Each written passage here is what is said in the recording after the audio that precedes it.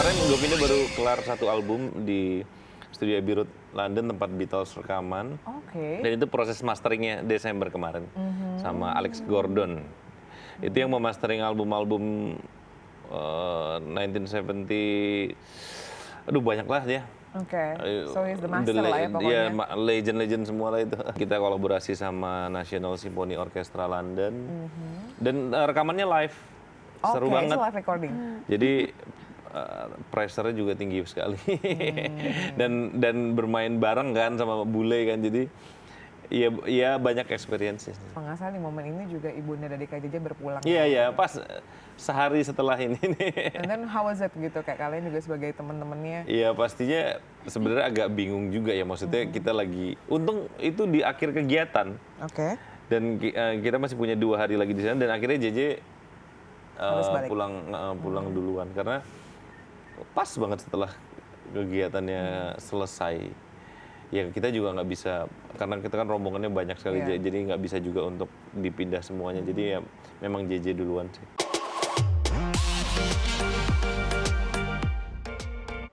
Hi Citizen, how are you and welcome back on iTalk, only on www.instartlife.com. When someone's story is a history, and always with me Maria Christy. Gimana historinya kalau ternyata perjalanan cinta yang udah lumayan panjang, tapi harus berakhir masing-masing. Semua yang mungkin pernah berjuang, tapi itu dulu katanya sebelum ada yang baru. Nah langsung aja, hari ini kita akan mendengarkan story behind masing-masing langsung dari penulis dan juga penyanyinya. So please welcome on studio Ernie and Ade Govinda. Ernie, thank you so much for coming. Kakak Ade juga thank you so much. For your information, Citizen, Ernie ini adalah seorang makcik Malaysia, betul ya? Makcik sekali loh, jadi memang khusus banget datang. Thank you so much for coming by the way. How are you? Alhamdulillah semuanya sehat saja. Semuanya sehat baik ya. Kita senang banget karena pada saat aku googling seputar Ernie, ternyata Ernie ini adalah seseorang yang juga ibarat kata kalau di kata orang Jakarta tuh macan festival. Karena banyak juga lomba-lomba atau mungkin festival-festival yang adu yang pernah Ernie menangkan. Is that true? Iya, betul. Iya. Banyak ikut pertandingan, yes. Dan akhirnya mereka kesini mau cerita seputar lagu masing-masing yang akhirnya mereka berdua karyakan. So first thing first, aku pengen update dulu. Ini ada update dari seorang Ade Govinda yang kalau orang Indonesia udah tahu lah. Banyak sekali mungkin lagu-lagu yang dibikin hit sama seorang Ade Govinda ini. Let's see what's the update. Ade Govinda menjadi pencipta lagu itu hadiah, nggak semua orang bisa gitu. 2 tahun lalu nih Kak, 2022. How was it? Apakah statementnya masih sama? Iya betul sih, masih sama dan masih kayaknya selamanya kan begitu deh. Apa? From your point of view, kenapa menurut Kak Ade itu nggak semua orang itu bisa menciptakan lagu? Sebenarnya lebih tepatnya bisa belajar. Oke. Bisa dilatih intuisinya, tapi memang bakat alamnya itu memang nggak semua orang punya untuk mengekspresikan perasaan atau cerita di dalam melodi dan lirik, menurutku itu kali ya. Bahkan ada orang yang tidak bisa main alat musik tapi bisa bikin lagu, kayak Teh Meli itu setauku dia nggak bisa main alat musik tapi dia bisa bikin nada dan lirik. Nah jadi itu menurutku memang sudah gift sih.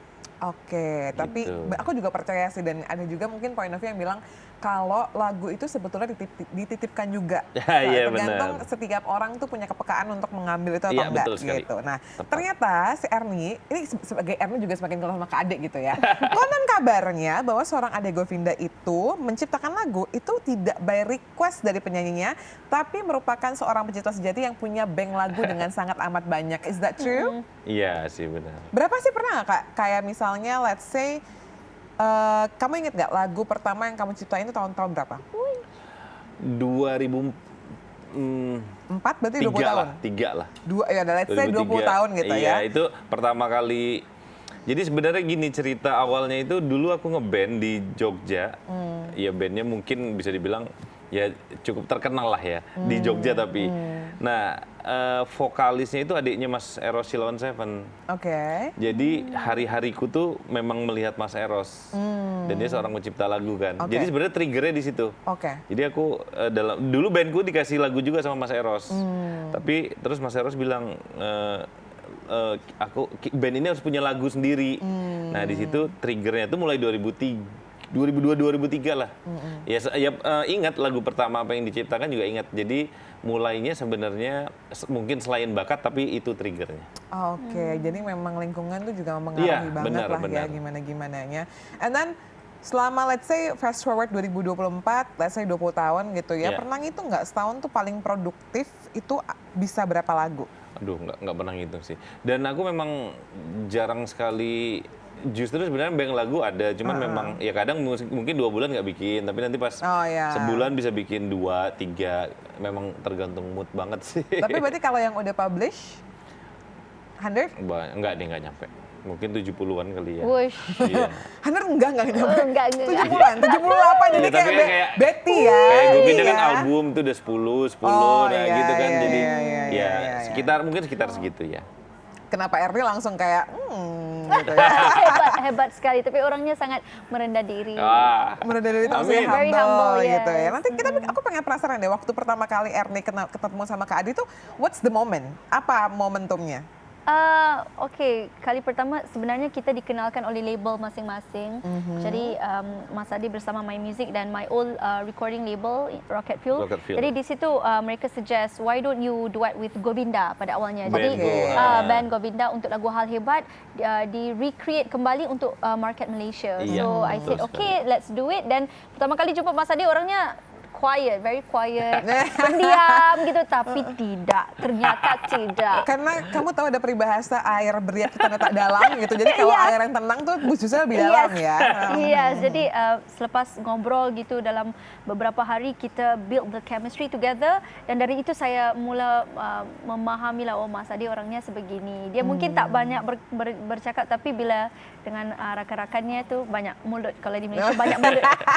Ada ternyata rame juga ya orangnya Kak Ade ya. And then pada saat mungkin dari point of view-nya Kak Ade deh, ketika oke nih ada seorang diva Malaysia lah gitu yang akhirnya kayak bisa bekerja kolaborasi gitu.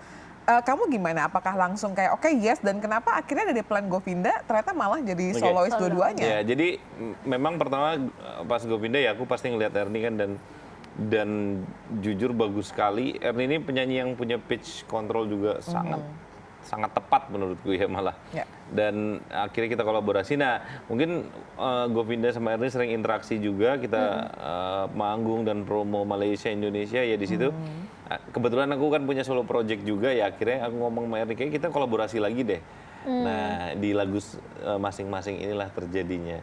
Oke. Nah kalau tadi mungkin kita udah kenalan sama Kak Ade dan juga Erni udah kasih tahu bagaimana proses pengenalannya. Sekarang kita mau lihat di komentar-komentar netizen seputar seorang kehadiran Erni Zakri. Coba kita lihat apa sih statementnya, apa sih update-nya? Aduh, apa sih? Ini lumayan lama juga loh, update-nya 2016 gitu ya. Erni Zakri pun baik gila maksudnya baik banget gitu ya. Like seru. Oh seru, oke. Ariana Grande versi Malaysia, arti macam Nila best, nih lagu semua mendatar. What is the meaning of nih lagu semua mendatar? Semua lagu bisa? Enggak, ini lagu semua mendatar. I think he's talking about other person. Oh, it's like comparing, I think so. Repeat lirik sama 3-4 menit tuh. Jadi episode kali ini selain kita belajar lagu, kita belajar bahasa Malaysia dikit-dikit juga kali ya. Karena kan biar nggak miss ya, ampun deh.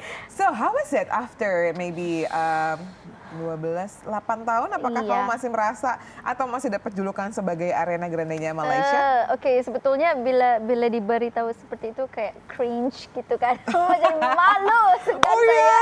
Tapi 2016 nih I would say sebenarnya saya di dalam industri music Malaysia pada tahun 2009. Cumanya di situ of course kita semua ada ups and downs. Jadi quite struggle pada awal tahunnya. Cuma 2016 nih ketika baru diberi perhatian oleh masyarakat Malaysia. So that's why mungkin mereka ketika itu mungkin di market music Malaysia belum tak terdedah dengan my approach of singing mungkin a bit different than others, dan mereka mungkin merasakan lah itu yang mereka panggil Ariana Grande. Sedangkan kalau di seluruh dunia sudah ramai yang menyanyi seperti saya kalau gitu. Tapi di Malaysia juga maksud saya tekniknya itu mereka baru discover.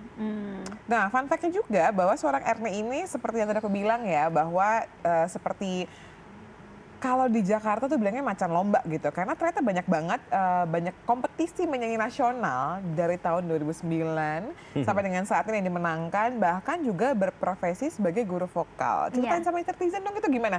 How was it? Kayak kamu mulai dari guru vokal dulu atau karena memang sering menang-menang kompetisi baru nyanyi atau gimana? Okay, actually saya masuk satu pertandingan pada umur saya 17 tahun. Ketika itu pertandingan nasional di TV, dan ketika itulah baru start untuk decide menjadi profesional di dalam bidang nyanyian. Dan umur 18 saya berfikir kalau saya ingin menjadi seorang profesional, I think saya harus further study di dalam bidang music. Jadi harus tahu music, harus kenal. Dan sebab itu saya ambil course-nya vocal performance di UiTM di Malaysia. Ya. Dan dari situ terus merasakan yang kalau tidak boleh menyanyi di atas pentas, jadi saya mau menjadi di belakang tabir. Jadi mau jadi guru, mau mengajar, mau share the knowledge. So ketika dalam keadaan struggles itu yang saya decide untuk menjadi guru vokal. But alhamdulillah saya share knowledge itu dengan rakan-rakan di dalam industri muzik juga. Ramai juga penyanyi-penyanyi profesional di Malaysia yang pernah saya share ilmunya. But I think mungkin passionnya tu on stage. Jadi saya merasakan yang best kalau dapat menyanyi itu on stage. Jadi usaha dan alhamdulillah sehingga kini diberi perhatian oleh Muzik Malaysia. Berarti Ernie sama Kak Ade ini punya kesamaan juga ya, bahwa dua-duanya bekerja di belakang layar juga, Iya, tapi juga betul. menikmati bagaimana harus perform di depan layar juga. So gimana cara balance-nya dan lebih pilih mana, Kak Ade sama Ernie? Pilih more enjoy, if you can be honest. Kayak lebih enjoy untuk berada di belakang panggung, atau mungkin memang juga kayaknya memang lebih suka dan sparknya ada di depan panggung gitu. Saya rasa di depan panggung. Iya. Kalau Ernie ya, kalau Kak Ade juga sama? Sama sih, Oh, pasti ya. Karena ketika kita di panggung, orang nyanyi lagu kita itu kayak nggak ada lawan sih itu. Betul. Dari apapun ya, maksudnya mau dibayar berapapun itu. The energy. Energy, vibes ya gitu-gitu. Tapi beda nggak maksudnya pada saat Kak Ade kan juga banyak sekali duet dengan penyanyi-penyanyi solo ya, and tampil as Ade Govinda, bukan Govinda as a band. Tampil sebagai Ade Govinda bersama dengan partnernya, dan juga tampil sama band Govinda, itu apa yang paling bikin beda? Ya pasti bedanya kalau memang di Govinda kan memang band apa ya, band stage act ya, dan musiknya juga kenceng, elektrik lah memang aku memang membedakannya begitu. Kalau yang pas solo project lebih ke akustik gitu. Jadi ya dua-duanya punya kesenangan tersendiri sih. Memang aku yang mau mencapai apa ya? Oh di Govinda ternyata nggak dapet yang kayak gitu sih. Gitu. Ayo Govinda, kalau kalaupun Jaja jangan marah ya. Oh enggak dong, memang beda. Tapi itulah maksudnya salah satu kepiawaian musisi juga ya, bisa ketika tampil sama siapa, dia bisa mencerminkan warnanya yang mana. Nah sama juga seperti seorang Ernie gitu ya, ternyata Ernie juga punya warna yang berbeda, karena faktanya Ernie ini juga sering sekali berkecimpung di dunia soprano, which is classical music. Is that true? Iya, betul, benar. Terus sekarang kita mau denger mungkin kayak kamu perform one of the song yang dipilih sama kreatifnya iTalk gitu ya. You know the Phantom of the Opera? Iya. Can you sing it for us? Oke, mungkin chorusnya ya. Boleh, bebas. Chorusnya, Ya. The phantom of the opera is there inside my mind. Aduh, udah lupa sih lagunya gimana. Itu aja. Oke, tepuk tangan dong.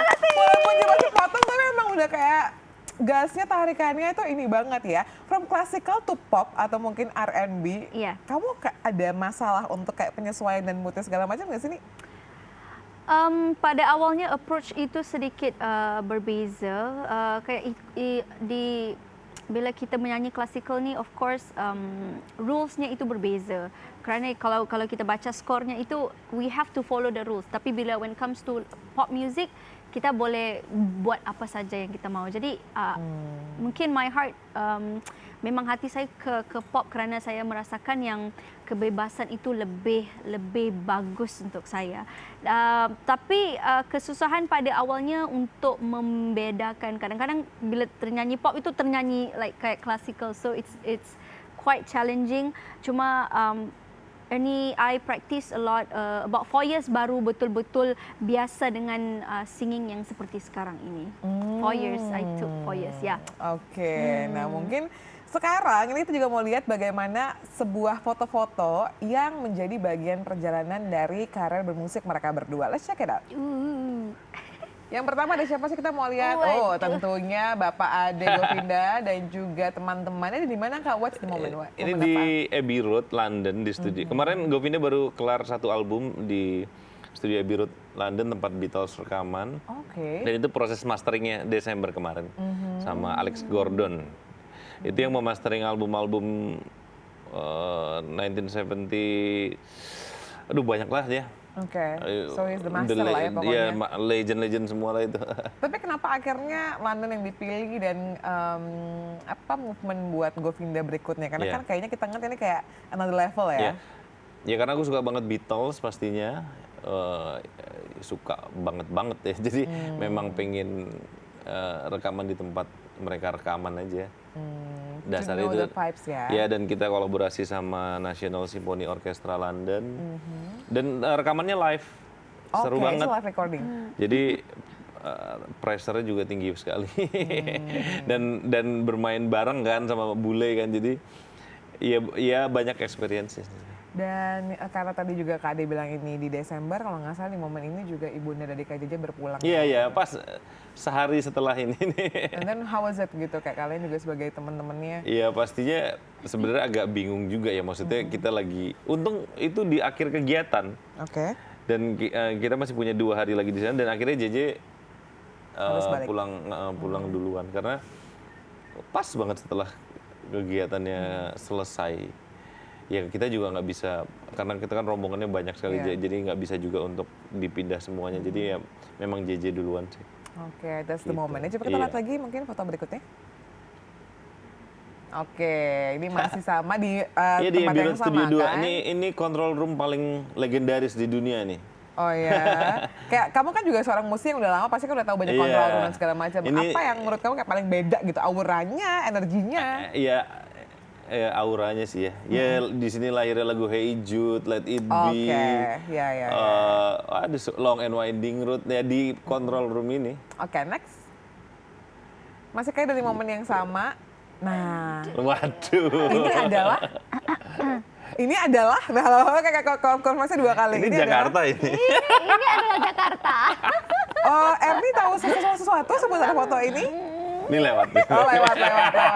Oke, ini apakah? Nanti kita update ya. Nanti kita update lah. Oh, ini kalau ini Kak Raisa dong? Bukan. Bukan. Serius? Tapi ini masih di Abbey Road juga. I thought it was Raisa loh. Oke, aku kira kamu bakalan ada single lagi. Oke, ada lagi update-nya? Sudah itu aja. Yang dipilih pinter-pinter ya. Oke, apakah ini hint karya berikutnya atau mungkin status berikutnya dari Kak Ade? Bagus pertanyaannya. Bagus kan? Ya, ntar kita berarti update-nya ntar di sini lagi. Di Oh bener ya? Oke, kita tunggu ya janjinya, pemirsa sendiri lihat ya. Tapi oke, so my next question is, buat seorang band yang di Indonesia mungkin lagi-lagi mungkin juga nanti Erna bisa cerita your point of view. Tapi apa sebetulnya yang menjadi biggest challenge untuk band itu melakukan another level lah, misalnya kayak mungkin recording atau mungkin mastering di London atau mungkin tantangannya untuk go international, karena kan kalian juga hitungannya kan duet internasional juga kan, betul. Malaysia Indonesia. Apa sih what's the challenge gitu? Ya mungkin benar-benar bisa dibilang juga ya, mungkin karena kalau kayak aku kayak JJ terutama ya, itu kan rekaman banget, maksudnya anak rekaman banget memang dari dulu.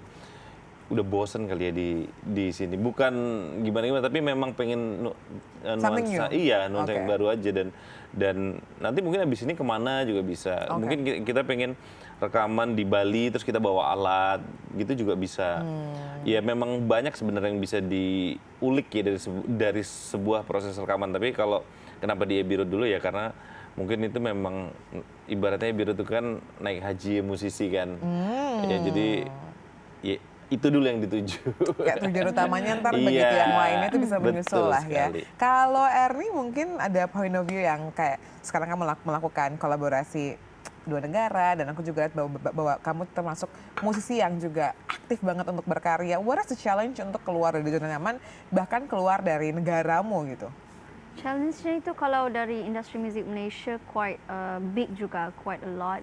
Mungkin kerana banyak faktor competitions di Malaysia itu sekarang ini gampang aja kalau banyak bakat-bakat baru yang timbul, not just from betul-betul dari kayak aku dari competition live singing competition, tapi banyak juga di social media. Jadi I would say social media bukan mau katakan it's not good, it's actually good. Tetapi tumbuh yang kadangnya kayak Mas Adi bilang lah tadi tidak begitu natural talentnya. Jadi tetapi dan sekarang ini banyak juga influencer. Jadi kita seolah-olah like artists and influencers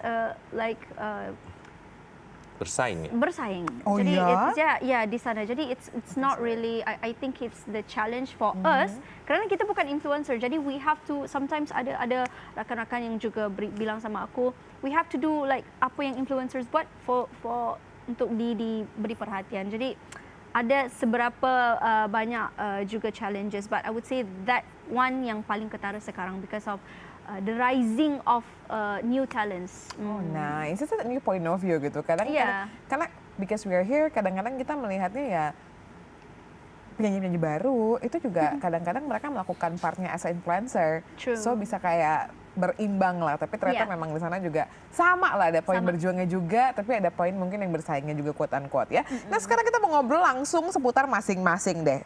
Masing-masing ini liriknya lumayan simple, tapi kayaknya ada warna seorang Ade Govinda di sini yang kayak for me ngelihatnya kayak oh nih orang menyampaikan pesannya itu kayak ada sakit-sakitnya banget, tapi dia kayak ada gengsi-gengsinya juga. So, aku mau tanya dulu dari penulisnya deh, ini kapan diceritainnya, what's the moment, and apa yang pengen disampaikan dari masing-masing? Ya, 2023 pastinya. Baru dong? Iya baru, ini lagunya memang lagu baru. Jadi apa ya, cerita sebenarnya itu memang terkadang banyak hubungan pacaran atau bahkan pernikahan. Itu menurutku aku banyak melihat juga ya. Dan bahkan ya aku mengalami juga pastinya. Berada di toxic relationship tapi tetap dijalani gitu. Jadi kayak misalnya cuman nggak enak, sesimpel bahasa hari-harinya, nggak enak, orang-orang udah pada tahu kita pacaran, udah berapa lama. Padahal tapi ya hubungannya nggak sehat gitu loh. Karena bagaimanapun kita harus membahagiakan diri sendiri dulu sebenarnya. Karena di lagu ini memang aku nulisnya sangat lugas, tapi kalau dilihat dari awal sampai ref itu atau chorus ya, itu di endingnya lebih baik kita masing-masing. Jadi dia punya sikap gitu, untuk berani mengambil sikap masing-masing, dan siapa tahu di depan sana Tuhan memberi jalan yang lebih baik. Karena banyak kok orang yang ketakutan untuk pisah atau apa, tapi ternyata pas mereka melakukan, ternyata hidupnya lebih bahagia gitu. Oh, oke. Ada sebuah statement yang mengatakan kadang-kadang seorang penulis, baik itu puisi ataupun penulis lagu ataupun penyanyi itu sendiri suka terjebak sama karyanya sendiri. Betul. Is that ini si masing-masing ini seberapa personal sih buat seorang Ade Govinda? Iya. Pertama kali memang ini sebenarnya cerita orang, jujur aja. Ada orang yang pengen dituangkan di lagu dan aku menuliskan ini tentang hubungannya. Tapi ya aku nggak munafik juga, aku pun mengalami ini gitu loh. Jadi kalau tadi dibilang si penulis lagu atau ya akan mengalami juga ya mungkin bahasanya.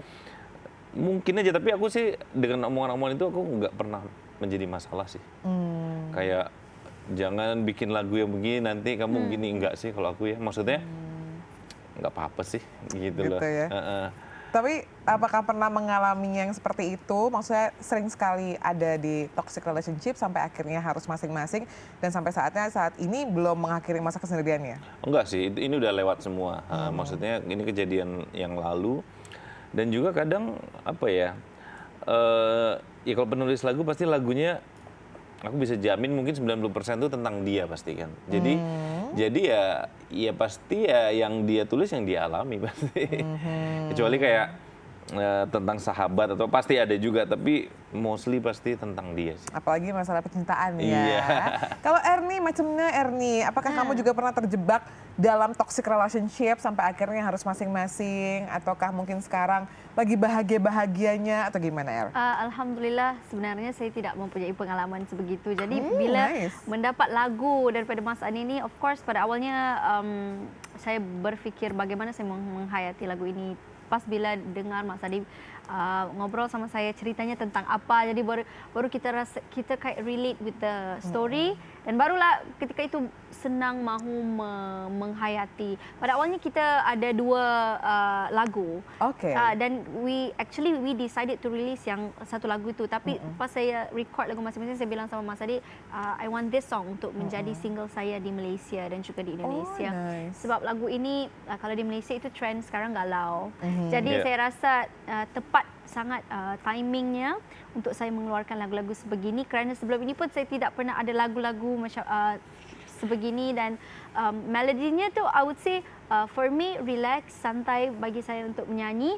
Tetapi it's a new thing for me and my fans. So it's a very special project with Mas Adi lah. So what is your favorite lines of the song? Oh, semua, tapi ini pernah sesakit ini pernah, tapi kamu yang paling sakit. Pernah sakit ini sih, tapi kamu yang paling sakit Iya. gitu. Jadi temennya tuh siapa kalau boleh diceritain? Mungkin apakah kita mengenalnya gitu, apakah dari anggota band juga? Penasaran deh, kayak sakit-sakit gitu tuh biasanya langsung naik ratingnya soalnya. Enggak. Jadi cerita ini, kan tadi kan Kak Ade bilang kan bahwa ini kan bukan ceritanya dia, Iya, jadi benar. Iya, iya, cerita benar. orang lain. Apakah ini juga musisi juga?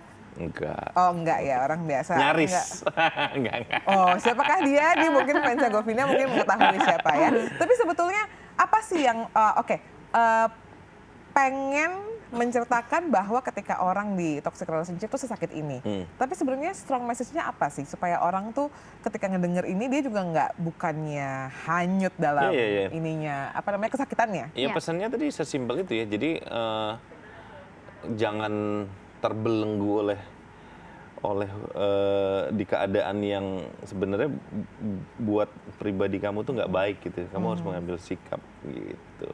Karena kayak aku juga selalu cerita sampai ada yang DM kayak dengan dengar lagu ini, bahkan dia hidupnya sekarang sudah bahagia sekali karena dia akhirnya memutuskan untuk berpisah, dan dia sangat bahagia. Dan lagu ini yang men-trigger untuk dia berani mengambil sikap lah. Ya itu sih aku ngelihatnya happy ya gitu. Kamu pernah buat lagu seputar perceraian gitu nggak sih Kak? Lumayan sih, Oh, pernah lumayan gitu ya? ya. Oh oke. Mungkin berarti gue yang kurang update nih. Coba apa, mention the song. Mungkin Yang bukan pernah dibawain? tentang itu ya, tentang ya kayak tentang ditinggal, selingkuh gitu-gitu pernah. Oh, oke. Mungkin kayak lebih spesifik gitu Kak. Karena kan tiap hari di Insert tuh bawain yang perpisahan, perceraian, because we are entertainment. Iya, So iya. every day there is a news about orang-orang yang Atau enggak mengalami rindu hal yang nggak tersebut. kesampaian, ya Oh gitu. Baiklah. Ernie, terakhir deh, karena sebelum kita mendengarkan lagunya masing-masing ini, menurut kamu sebagai seorang wanita, kalau tadi kan Kak Ade juga udah ngeliat dari point of view seorang laki-laki ya, ketika terjebak di toxic relationship, apa yang sebenarnya harus dilakukan oleh seorang wanita itu sendiri? Oke, sebenarnya tujuan saya decided with Mas Adi untuk rilis lagu ni kerana lagu-lagu di dalam apa yang saya selalu sampaikan adalah tentang women empowerment. So I think saya tidak pernah lagi menyentuh isu toxic relationship. So I guess this is the right time untuk saya menyanyikan lagu-lagu seperti ini. Dan pada saya mungkin saya juga memahami kenapa mereka agak sukar untuk meninggalkan, kerana mereka tidak mahu jadi a bad person. Mereka tidak mahu melihat orang melihat mereka yang jahat sebenarnya meninggalkan. But I would say you have to trust yourself and your guts actually untuk mencari kebahagiaan kamu sendiri. Kerana kesedihan itu hanya akan, I think, lasted about 1-2 months kalau you meninggalkan, dan insyaAllah bahagianya di depan nanti akan ada. Wah, thank you so much ya. So sekali lagi tepuk tangan dong buat Erna dan juga kakak Ade. Yay! And please enjoy the special performance masing-masing. And sampai ketemu lagi ya di episode iTalk berikutnya. Bye-bye. Tapi aku letih juga, lebih baik kita masing-masing. Pernah sesayang itu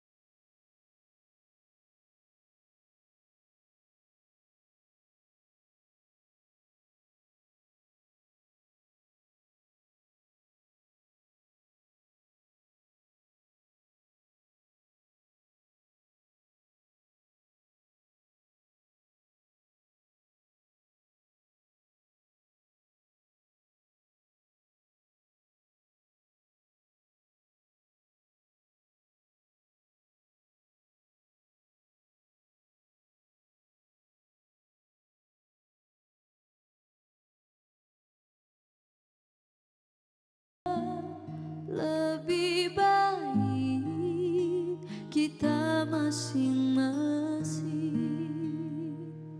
Tapi